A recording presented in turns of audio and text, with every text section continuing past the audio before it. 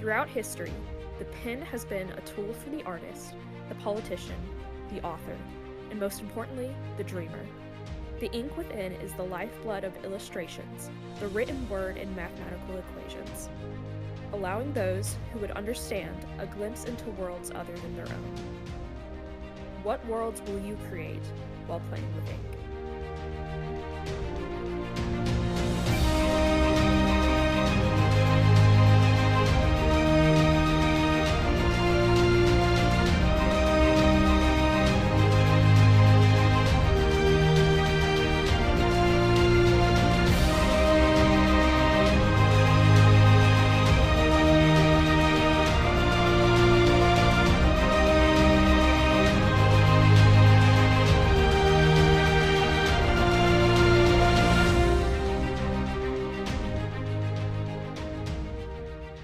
Hello, and welcome to Playing with Ink. I'm Plutach Rogers. And I'm Nayruan.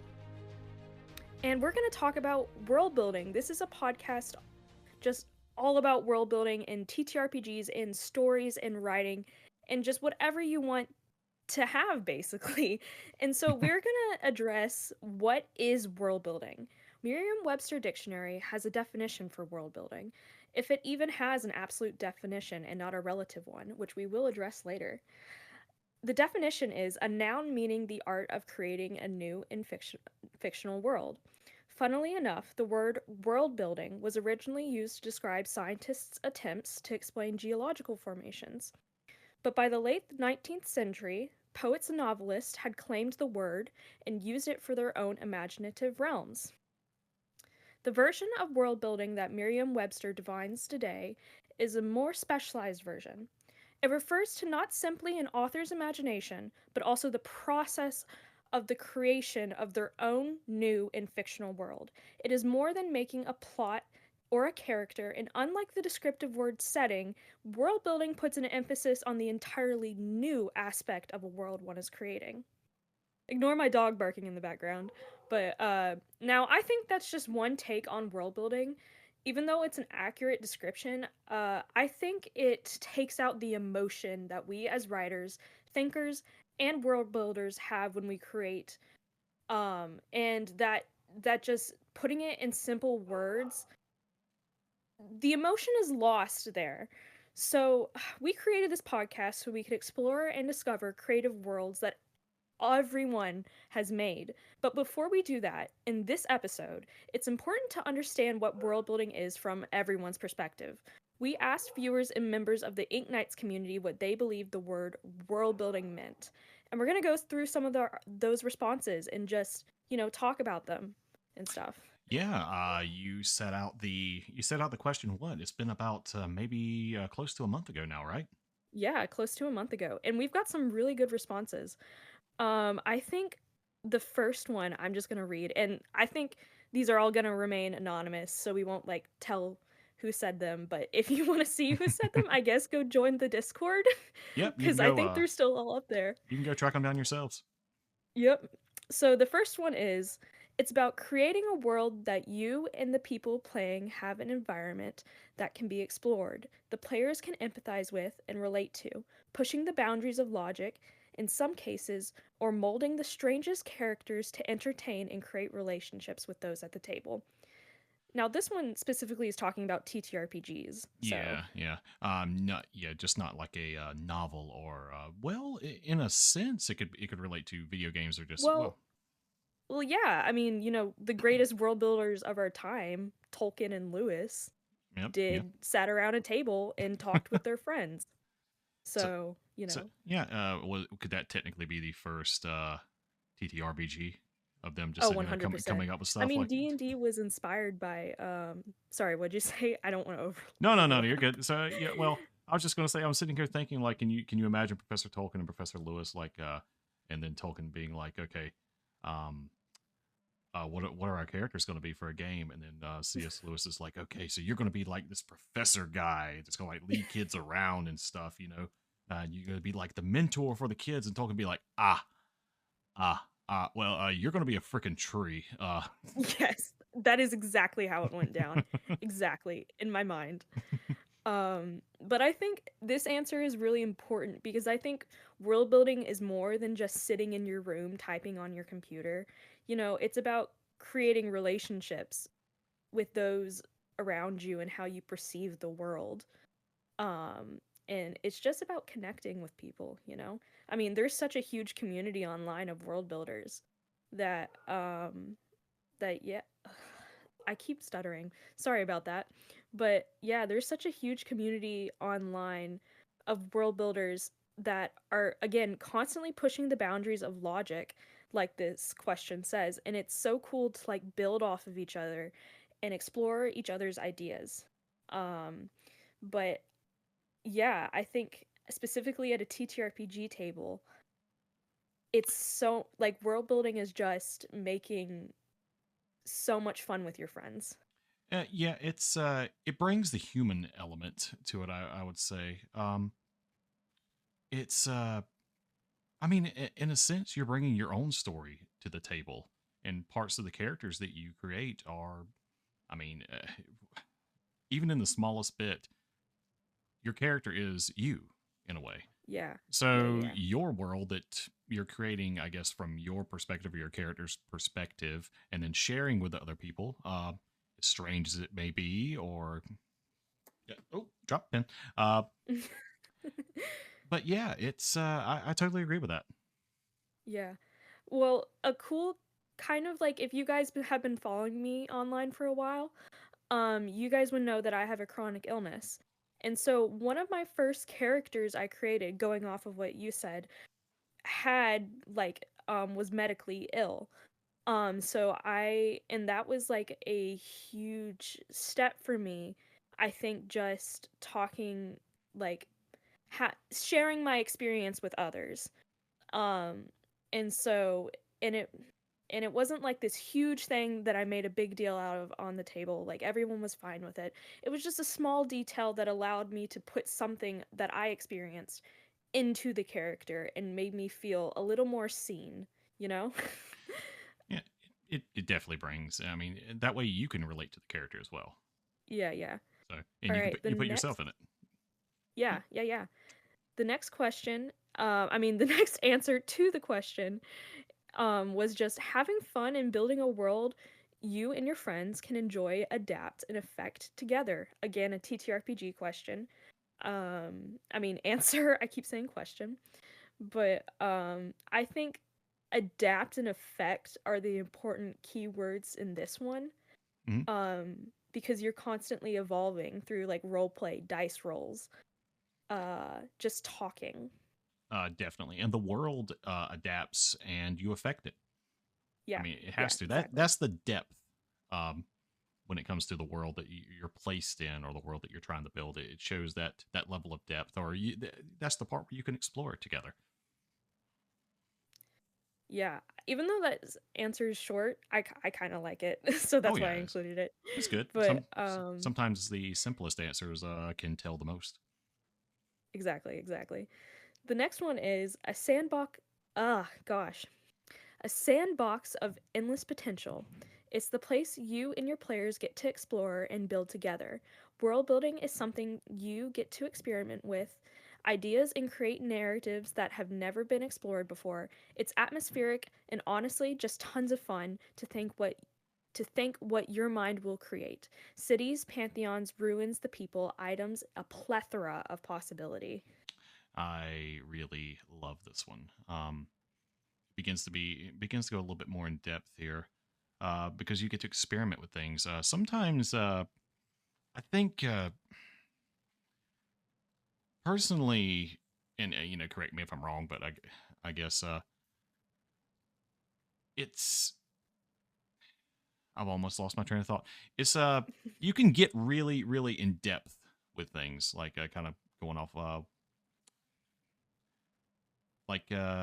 what am I trying to say? The cities, the pantheons, the ruins, the people, items, plethora. You can get so deep within certain things, you can almost lose yourself. And sometimes I think that's actually a problem. Some people actually I get hung up on that.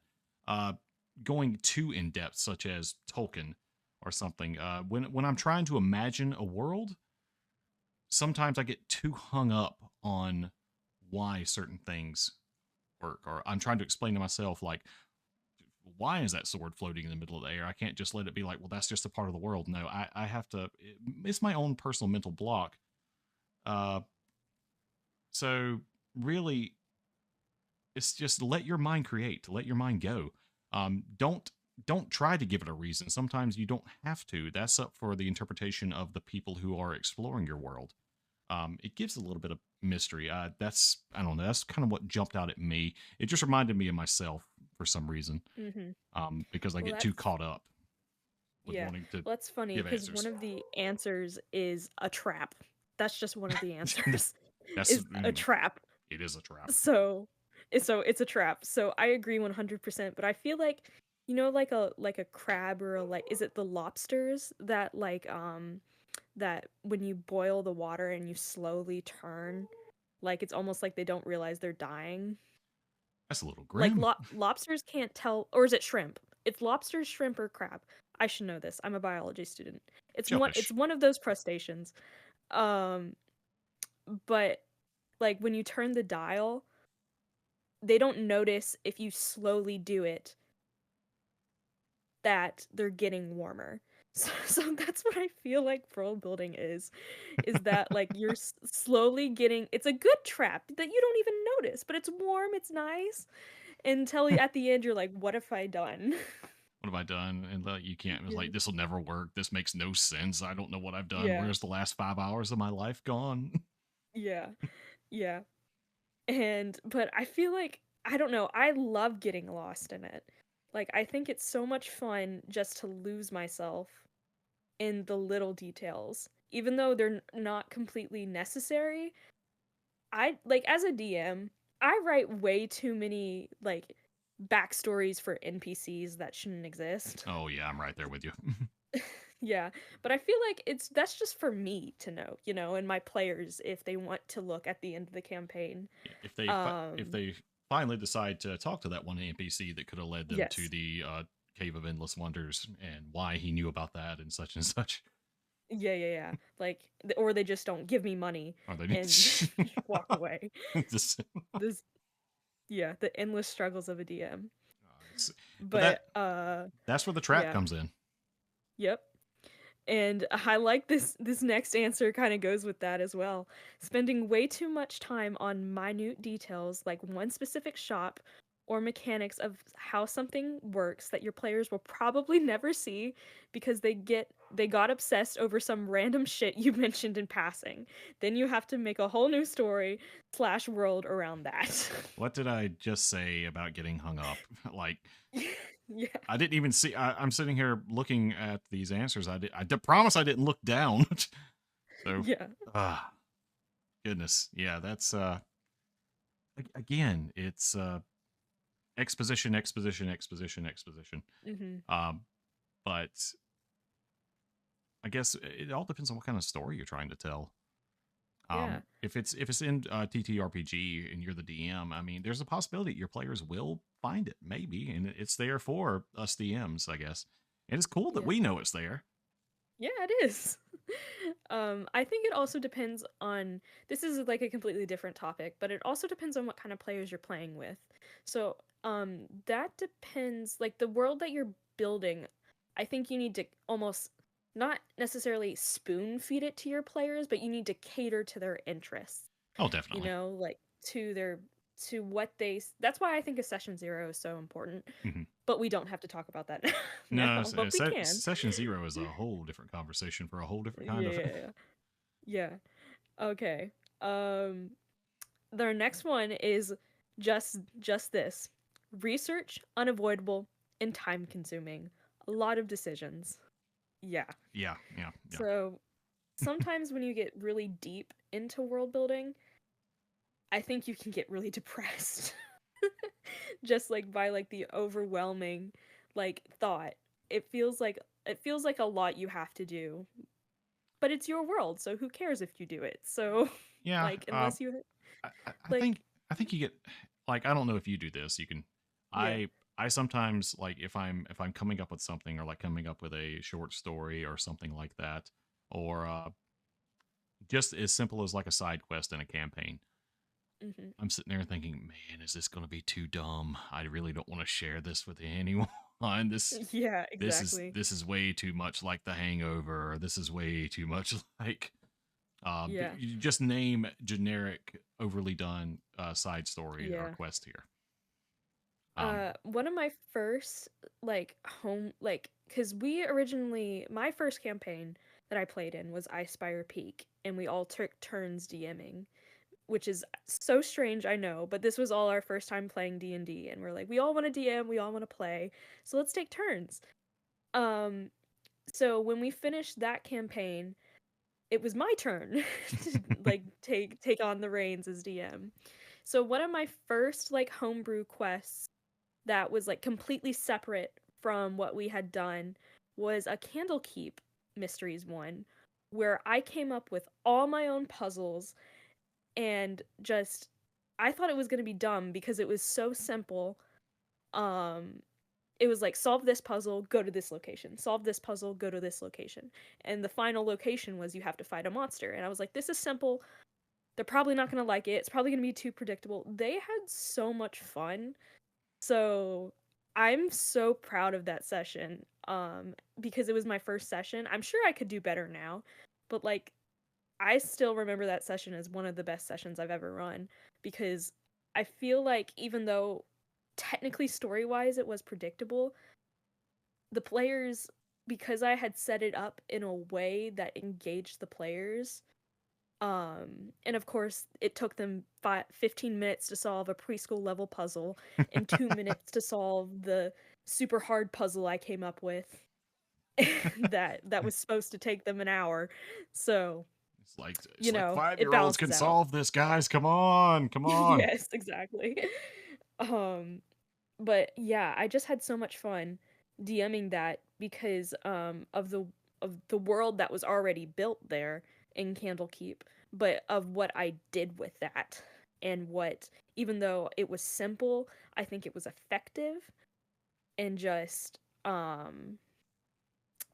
even though I did do a lot of research for it and it was kind of boring, but I think it was just so much fun that I was able to use the world building that someone had already like made, like the Forgotten Realms, is a whole thing. Oh yeah, yeah, totally. Um, but I was able to use the world building that someone gave me in a book, and take that and spin it and create it as my own. And even though I made a super simple session, the players still had fun. And yeah, it was just I don't honestly, when people are like, I don't want my players to think like I stole this from something. I'm like, most of the Mm, time your players aren't going to notice. um there, 99% of the stuff that comes out is going to be stolen or inspired by something. So it's going yeah, to be exactly. it's near impossible to come up with something totally original. Yeah. I mean, cuz like my dad used to say something along the lines of like, all the stories that are have will ever be told have already been told, but it's how you take those stories and make them your own and put your own filters and your own perspective on it. It's like color lenses almost. Like you can, like there is almost an infinite amount of mixes of colors, just cuz like it's so slight, like the differences between certain colors. So, I think when people think about originality and like predictability and stuff, I say don't worry about it. No, no, no. I mean, just most modern fantasy is based off the Tolkien universe or anything like that. So, Exactly, and exactly. it's even like the science fictiony more, like Star Wars or any space or Dune, something like that. Yeah. Is Tolkien, well, Dune and Tolkien was written. We're not going to get into that. It's still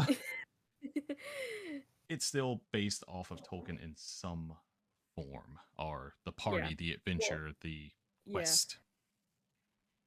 Well, Tolkien did the original hero story that we all know and love. that just makes us feel happy inside, you know. Hmm. There's some kind of like psychological thing behind the hero's journey that I'm sure we could go into and read research papers about, Oh, and it would people have be researched deep, deep philosophy. deep philosophy there. Um, but we won't go into that. Nope. That's going to be a long one. That's gonna Uh, be a long one. But our next answer is: world building is the process by which an individual develops a new civilization, settlement, or society. This could range from a singular location, like a house, to an entire planetary system. World building typically includes, but does not require, the inclusion of characters, deities, magic, and political systems. Simply put, it is the development of a location and the things within that space that bring it to life.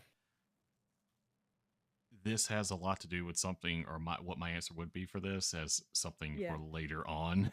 So, Yes. when I Well, read, do you want to say your answer right now? yeah, my answer. Oh, Yeah, my yeah, answer to the yeah. question. Oh, no, no, no. Well, it has something to do with the final discussion we're going to have today. So, Oh, yeah, yeah. yeah. I see what you're saying. Yeah, So, yeah, yeah. yeah, but I will say like this answer like does go more towards away from TTRPG and seems like more structured or traditional novel or Yeah, traditional story telling. Uh, yeah, yes, and that is a whole different animal, and it's so fascinating, especially when I have attempted to write 2 books in my lifetime. Um, Stopped each time when I got about over halfway done, um, yeah, because my own setbacks and problems there. But what I love is, especially when you're building that, you focus on like one thing, and or you have a story, and the story needs, or the person in the story, the environment or the world has to make place for the person or people you are telling the story about. And I do agree, it doesn't necessarily, um, you don't have to have deities or magic or some political systems. It could be very simple. It could be about a very hungry caterpillar eating his way through. That's exactly what I was thinking. Really? I was about yeah, yeah. I was about to say like a kid's book or something. Yep. I was gonna say like Frog and Toad or like Winnie the Pooh, Yep. because Winnie the Pooh I feel like actually has just an opinion of mine, but I feel like Winnie the Pooh has some of the best world building for like a kids show besides Avatar: The Last Airbender. But we'll get into that. That We won't that get seems into that. that seems like it has a little bit more in depth than the 100 Acre Wood and Eeyore getting Yes, his yeah, yeah. losing his tail But again. yeah, but how they are able to like relate each character, because you know the each character in Winnie the Pooh is like a different mental disorder. So, and as someone who has ADHD and autism, so I love Tigger specifically. I have a lot of Tigger merch, but I feel like the way that they are able to create character, how do you say that? Character development or No, caricatures. caricatures. Character. That's it. Yep, that word. Thanks. Um but how are they are able to do that but almost like not do it offensively? But again, it's saying that thing where it's like you're looking through a lens of someone's world building. I don't know, it's just an opinion of mine that I think that each of us, when we world build, brings something so special to it. And I think the most we can get out of world building is when we do it with each other. You know? Like, again, I get the appeal of sitting in your room and just typing hunched over your computer like a villain, It's coming up with your evil plans. it gets lonely, to be It honest. does get lonely. And I feel like the whole point of world building is to share your experience, you know? You want to put something out there. That's the reason. This is a whole psyche thing, but I feel like the reason most people world build is so they can feel a part of themselves separate from themselves. Like they can feel included in something that is not their own, but is their own at the same time. It's just a feeling of inclusion. And so, but when you're only including yourself in something, it just becomes an echo chamber, you know? Of just like, and then you just Charge spiral and complete. it's not good.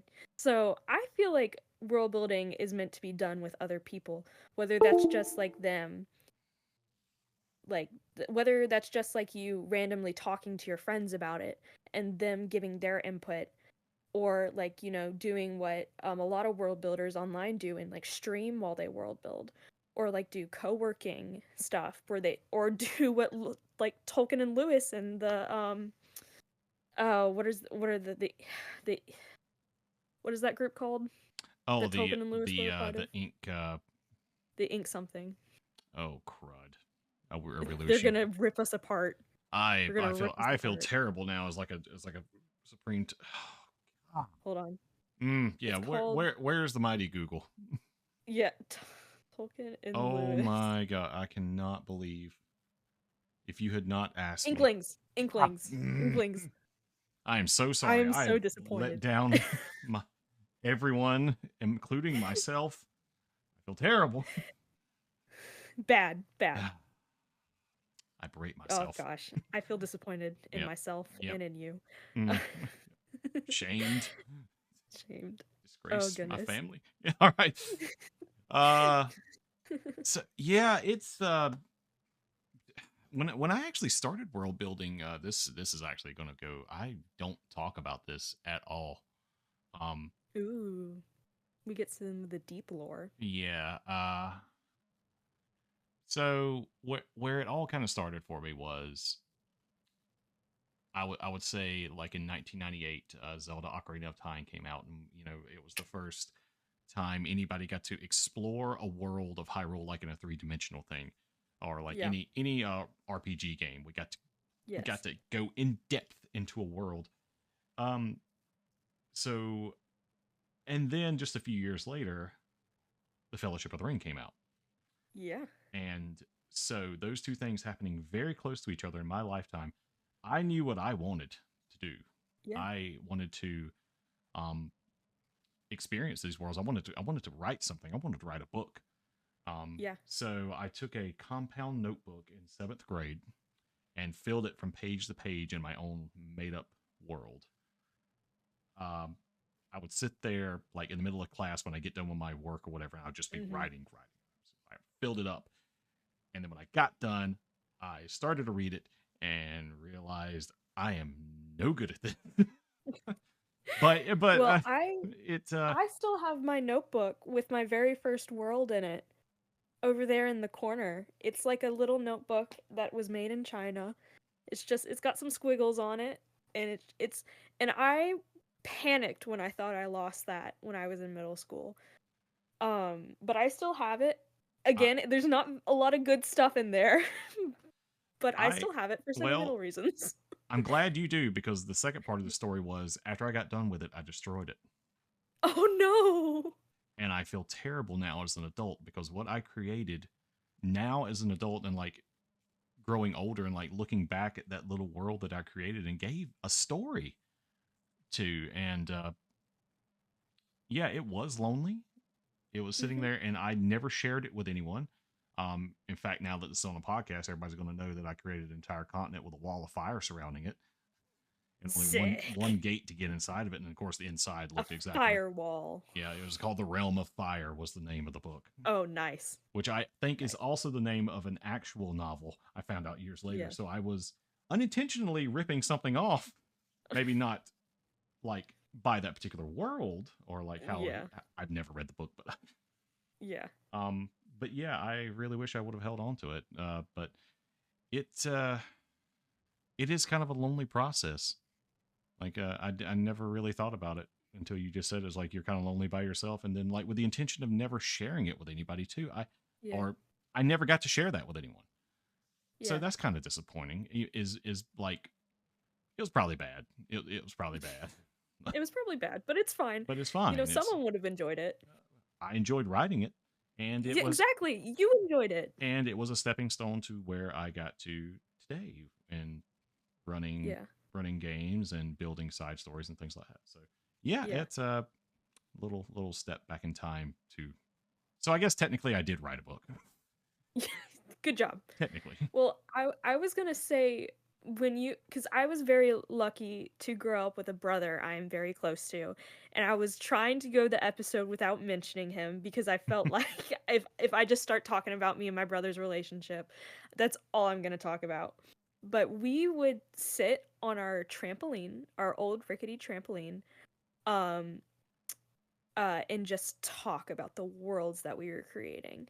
I won't embarrass him by talking about his worlds because he'll get mad at me if I say the name of his world. But maybe one day he'll let me.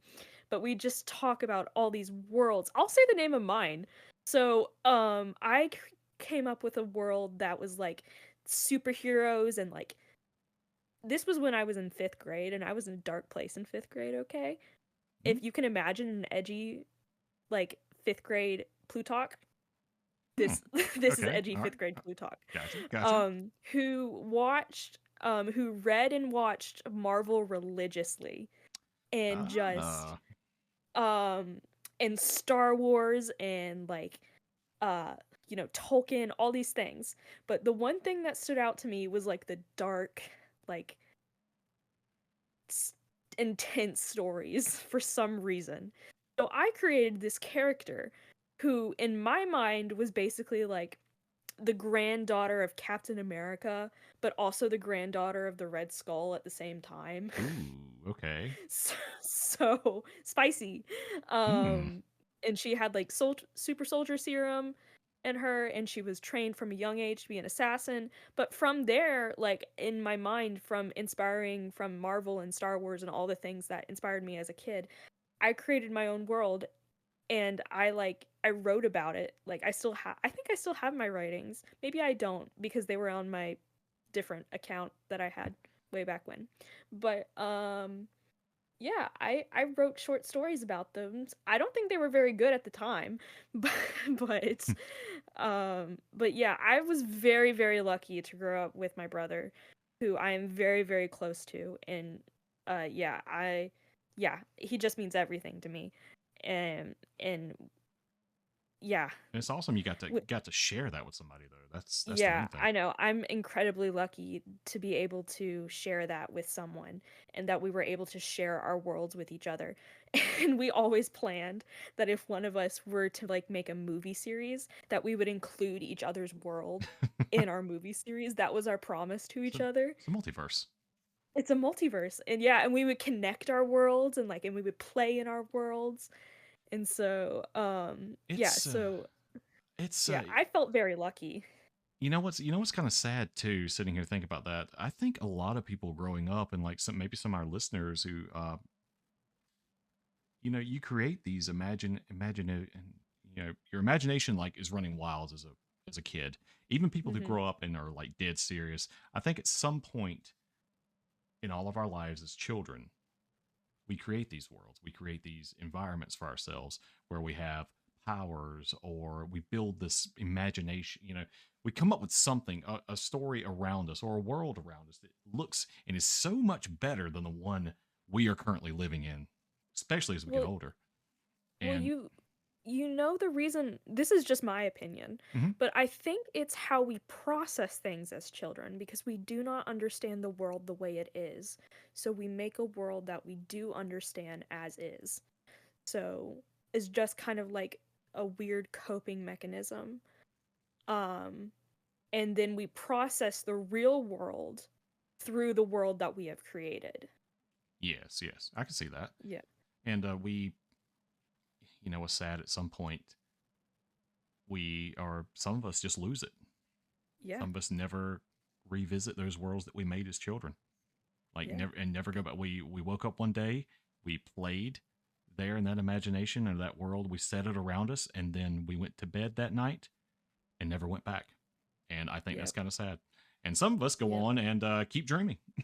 Yep. We play D&D Yep, and some of us play D&D. TTRPGs. Yep. And we role play constantly because I right before this I was messaging my friend and we were like talking about our characters for our next D&D thing. So for me it's a constant kind of play pretend. Kind of always I am playing pretend. But I yeah, I love it. I love it so y- much. I love it too, I wish I man. I wish I could be a rabbit that lost his broom every day of my life. Yes. Oh, yes, you're referring. So if you don't know what he's referring to, we ran a friend of ours ran a Strixhaven one shot on the Ink Knights channel, and there was a whole thing with the broom. Yeah, Just yeah. go watch it. Just go watch it. I miss my Just broom. go watch it. It's great. But some of our last few answers here. You want to This go ahead one and is you want to go ahead and get to the good one here? Or the the good one. Well, it's there's only two left, so I was just gonna Oh, okay, yeah, I see unless that. Okay, yeah, yeah. Go ahead, go ahead. okay. Creating the story for a set creating the setting for a story, even if that means research about the real world or just collecting elements of things I already know about the real world.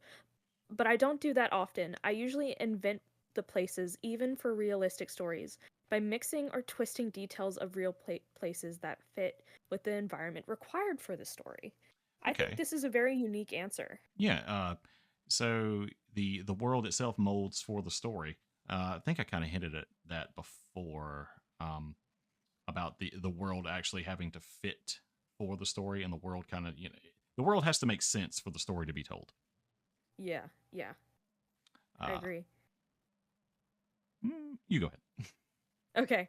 Well, I was just gonna say that I like the idea of even that realistic stories still have a sense of world building, in it. Because in my mind, world building isn't just, oh, there's this random country with this king who died 7 generations ago, and he had 3 children, and one of those children ran off, and they founded their own country, and their country is on the other side of the world, and it's just Which is it's fine. sometimes, which is fine. Your world building can be that, but sometimes it's as simple as like the hungry caterpillar, like we were Hmm. talking, like this story, this person does this, and then this person does this, and that's still a world you're creating. That's still something that you have, and that you're creating characters even in a realistic setting. Hmm. There's still a fictional element there. Now, I'm not now historical fiction is an entirely different thing, Yeah, that's but that is twisting a little bit harder. twisting a little bit harder. But but yeah, I still think in a realistic setting that you can still include world building, which we will talk about later, in our final question, I think. Yep. Um, And now for one of my favorite responses that I saved for last was any work that contributes to the creation of an other where, the place your mind takes you when you close your eyes and think anywhere but here. Large scale, like geographic mapping or language creation, has the same value as small scale, like designing a single person or detailing a signpost in the woods, so long as they serve the function of the creation. That I love. I love it, man. Like It's so good. like a signpost in the woods that says just the name. Oh, sorry, hit the mic. Just the name, just the name of like a forest. And Yeah. you may the story may never take you to that forest, but just like the name of it and like the foreboding of it. So like I'll just take something out of Warcraft, just or sorry, not Warcraft, Tolkien, Mirkwood. Mirkwood. I was Yeah, I about to was say I like, take that's it out not. of World of Warcraft. Like no, but um, No, bad. I'll spray you with the water wind. but yeah, just something like a signpost that says Mirkwood this way, and then you just keep going. It still builds a little bit of mystery because of the naming and stuff like that. So Hmm. uh, just the simplest of detailing in small scale, and then it Hmm. leaves interpretation open to the people who are experiencing it. Yeah. Um, I really like this answer because it's what we were talking about. It's that anywhere but here. It's when the world, like when we're kids, when the world becomes just the world and you just don't want to be here anymore. You can go somewhere else. You can You be can go to. You could be What did you say? the granddaughter of Yeah, Captain America yeah. and Red Skull. Yeah, I can be the granddaughter of Captain America. Um, but yeah, so you can, when you close your eyes and think anywhere but here. For me, that hit very hard. Um, as I mentioned before, I do have a chronic illness.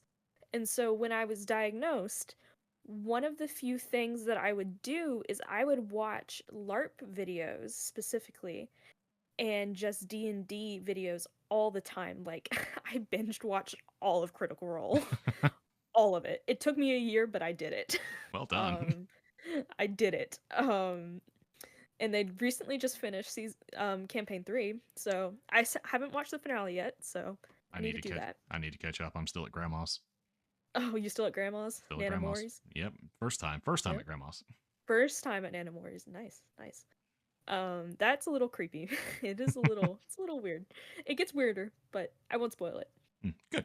Um, but this idea of when life gets life, life gets, I don't want to necessarily say hard, because life, I feel like, is always hard to some extent, but when life gets you down,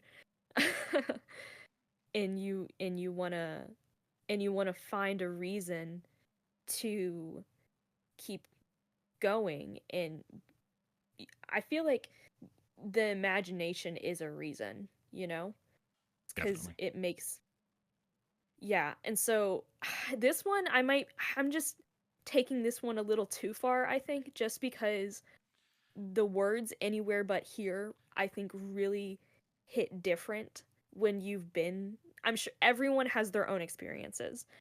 And I'm sure they hit different for someone else for in a completely different context.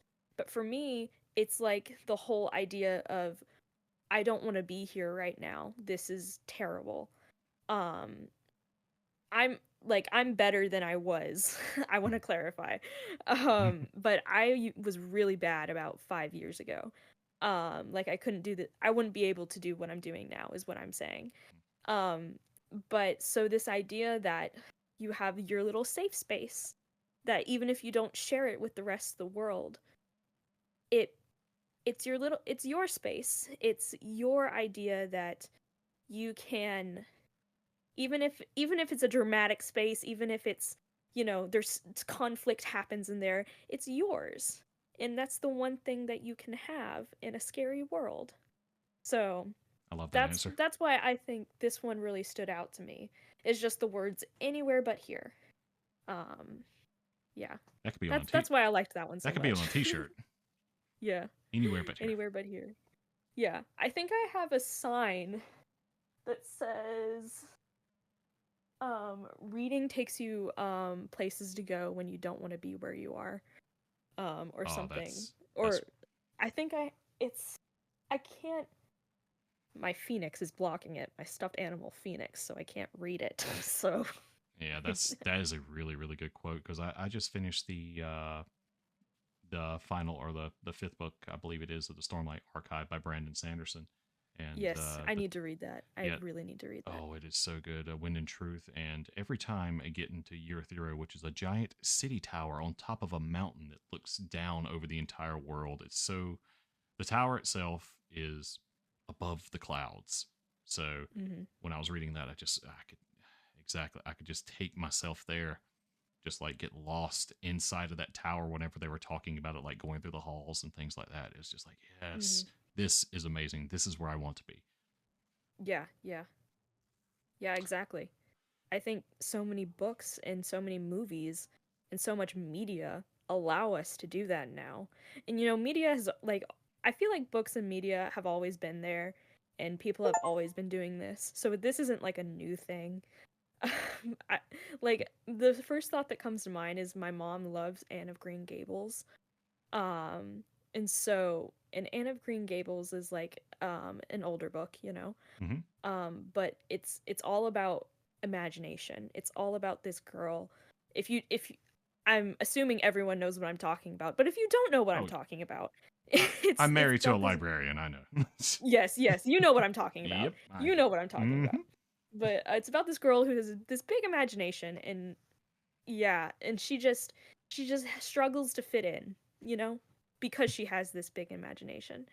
And and so I feel like um a interesting fact about Anne of Green Gables during I can't remember if it was one of the world wars. But they sent the Anne of Green Gables books overseas to their soldiers because of it reminded them so much of home, Oh, wow. and it was able to build the world of Canada basically. Hmm. um and it gave them an escape of imagination Anywhere but because here. this girl was yeah, it anywhere but here.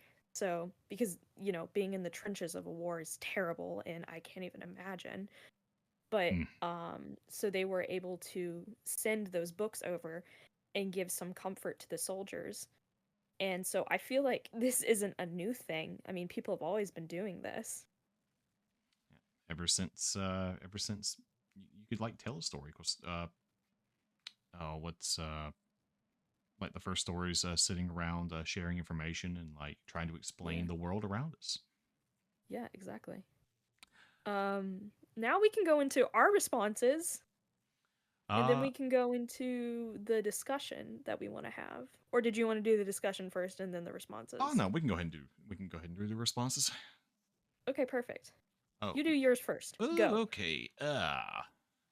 Okay, so here we go. So my response to it was the first thing that comes to my mind is world building is like a small rock thrown into a pond, or realistically, just any kind of body of water. The rock represents an idea.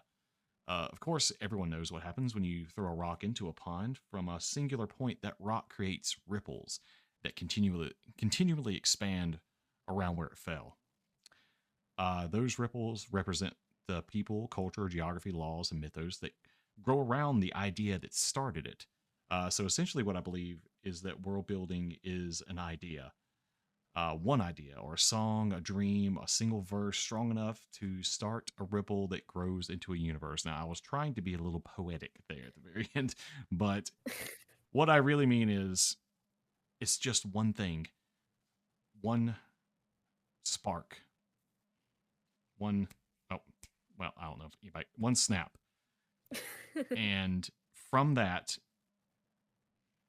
uh, a world can build around it. If you have just an idea or hum a song in your head, or I mean, it could literally be anything, and Yeah. then you I just mean, build a story around it. you know, one of my favorite, this is going philosophy, but I grew up in a very philosophical home. So I'm gonna say this really quick. It's like one of my favorite, not one of my favorite, but one of the things I find interesting is the idea that our universe is like programmed as a world. Like we're in someone else's, like someone programmed us, which is the whole idea of creator, yada yada Yep, yada. yep, yep. But which we won't go into. That's not for me. It's still, yeah, yeah. It's still world building. um Still world building, but that's what I'm saying is that it's like not for me to go into, as like I'm not a professional in like the idea of philosophy, but it's the idea of, something starts with a spark and the world just keeps going. So yeah, that's what I'm trying to say with that, Yeah, and that I don't know if I said that no, no, well. no, no, no, no. You said it. You said it. It does kind of fall into creationism. Um, Yeah, so, exactly. but that's where it gets it from, because you are the deity of this story Yeah. that you're creating. Yeah. You decide which way it goes. Um, and so it's just it could be anything. Like we talked a lot about Tolkien and Lewis today.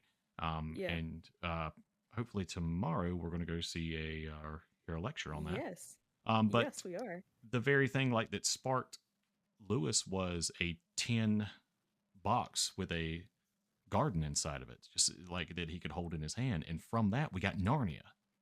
Yeah. Crazy.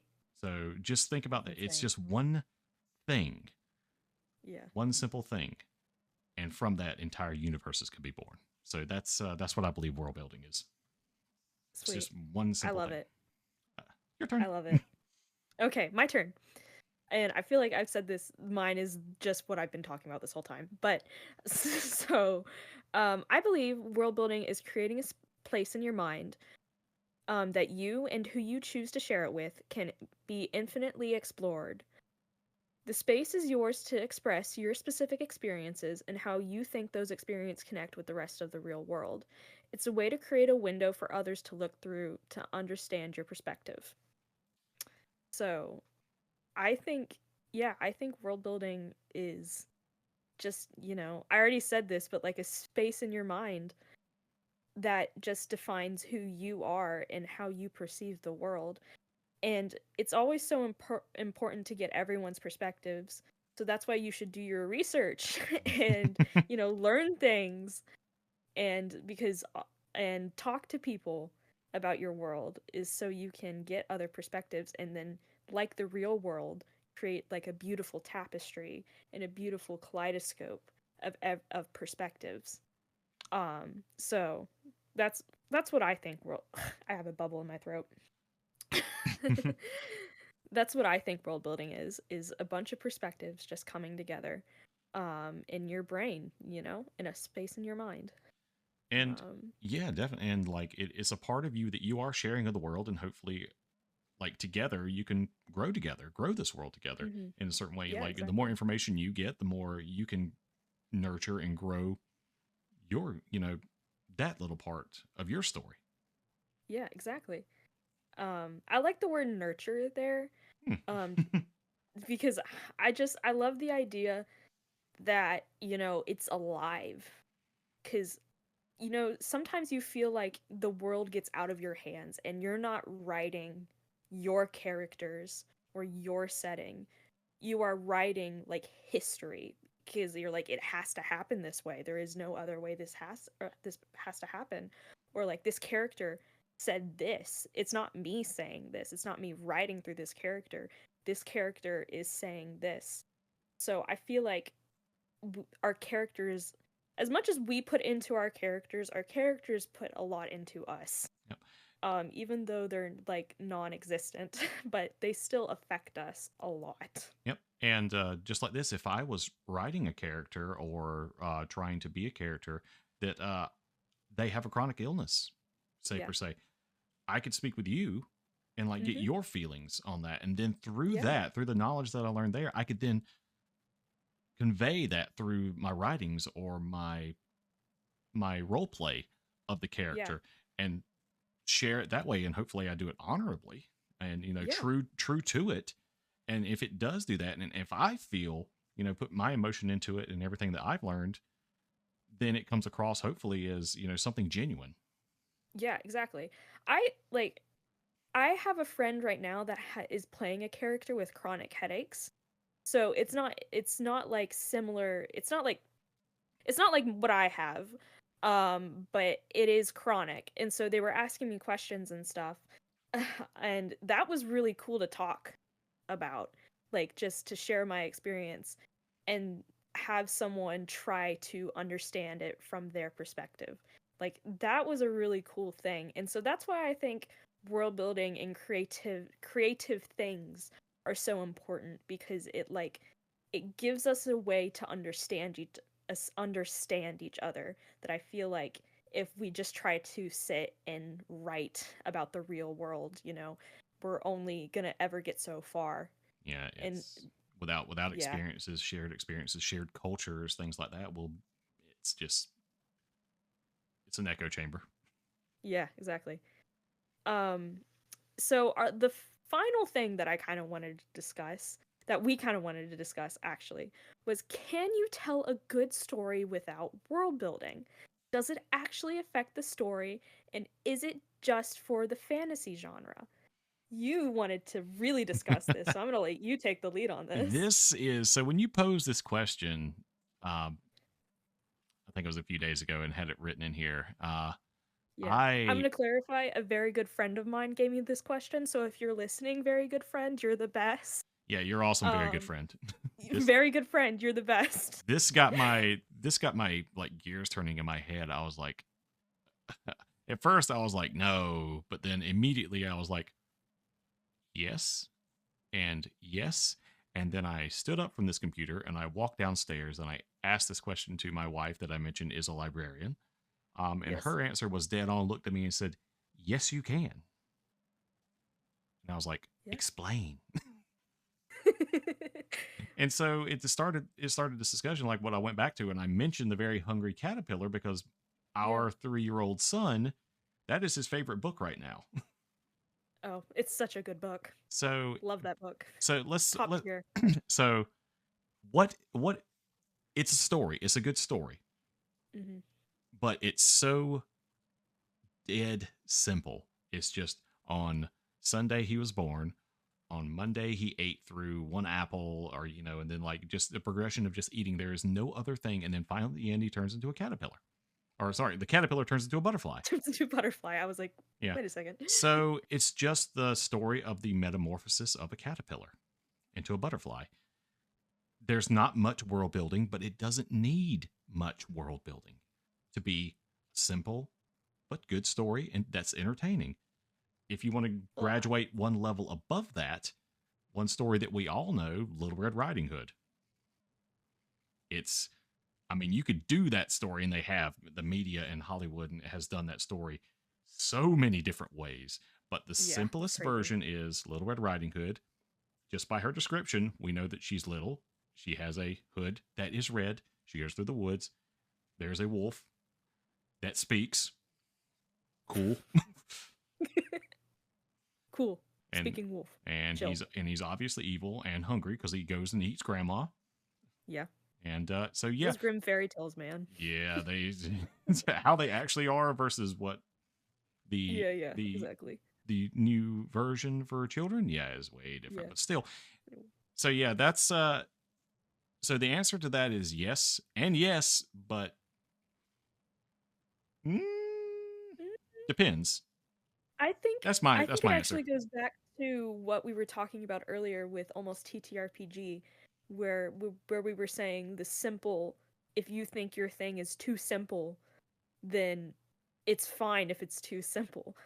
I think here's my answer to this question that my friend posed and that I wanted to include because they are the best and I love them very much. And I think as you are telling a story, your words, your quote unquote world building, Hmm.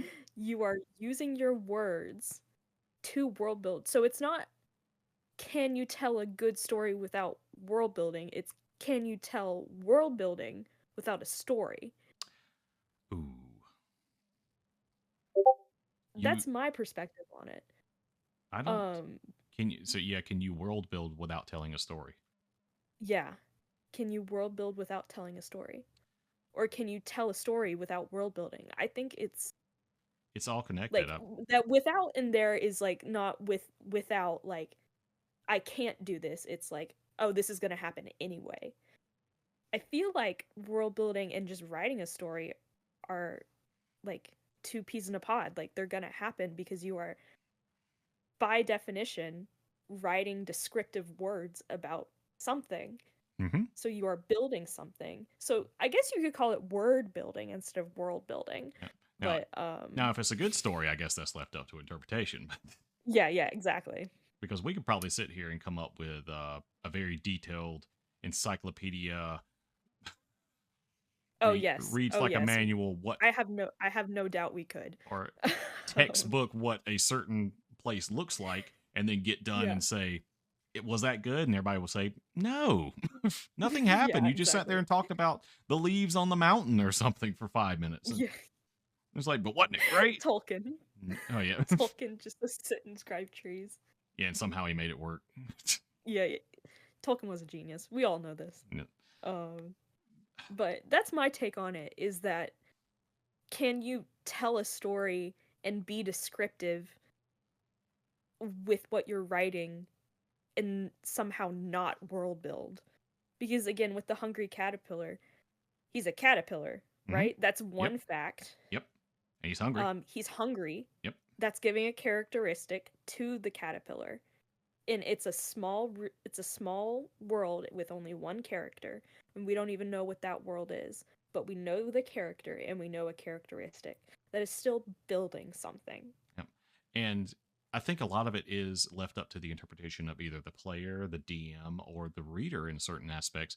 We can give the description, a vague description of certain things, the DM can, or the author can, of certain things, but really where the world is being built the majority of the time is through the mind, or the mind's eye. Yeah, We exactly. see these worlds in our head, and there's a guide in front of us that kind of give us direction, or more or less what certain things look like, or and the direction the story's going, and we fill it in the rest of the way. I'm trying to think of a good. uh Well, it's like people still say writing is sitting and staring at a piece of paper for 5 hours.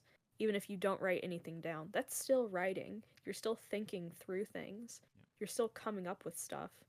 and Cuz when I write my world sometimes, and people who watch my streams, I world build in streams, so people who watch my streams know sometimes we just sit there and discuss what it could be. Like, we don't write at all, but we just brainstorm, and I just sit there and think through my ideas so I can come up with the best version possible.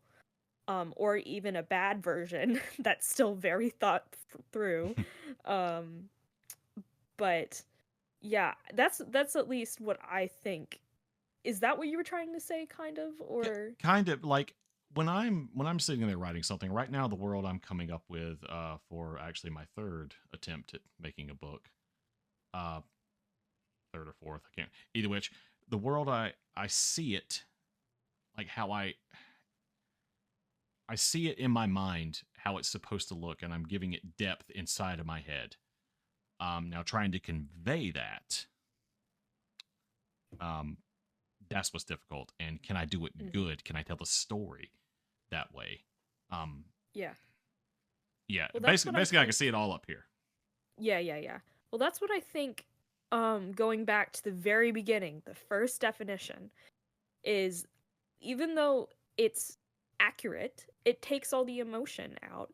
The Merriam-Webster definition is the art of creating a new fictional world. It's an art.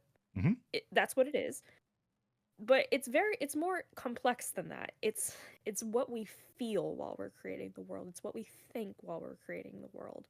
So I think what you're saying, it kind of goes back to to make it all circle Yep, back. yep. To all circle back to the beginning. It's all circling back.